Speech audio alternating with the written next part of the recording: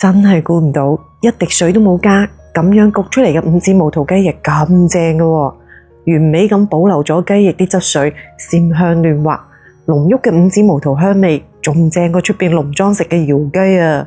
做法仲好簡單添。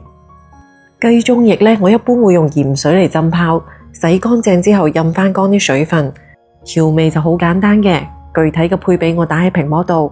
屋企如果冇鹽焗雞粉嘅話呢，你就直接用鹽嚟代替咯。炸拌均勻之後，俾翻啲花生油封住啲調味，熱佢一陣。呢味餸焗出嚟夠唔夠香？五指毛肚係關鍵，我哋先用暖水浸一浸佢，方便出味。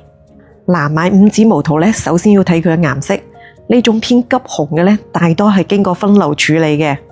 佢嘅原色其實係咁樣自然嘅黃棕色嚟㗎，擺埋一齊對比就好明顯啦。如果你市場揾唔到啲靚嘅五指毛肚呢，推薦你哋試下我屋企一直食開嘅呢款農家土貨，聞落都有好濃郁嘅椰香味㗎。平時我哋煲湯煮餸打邊爐都好經常會用到佢。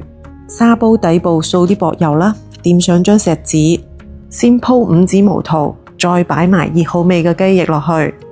熱雞翼時啲醬汁都唔好嘥，一齊倒埋落去，跟住面頭再鋪一張錫紙，四周圍將佢哋捲緊包實，冚蓋啦，全程中細火焗佢25分鐘到。屋企冇砂煲嘅話呢，你用電飯煲都得㗎。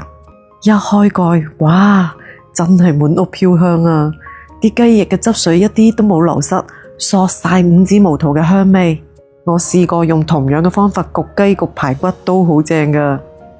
家下凍凍地啲天時，食返啲暖粒粒嘅煲仔菜幾正啊！講得咁詳細都睇到呢度咯，點個讚鼓勵下，你都嚟試下啦〜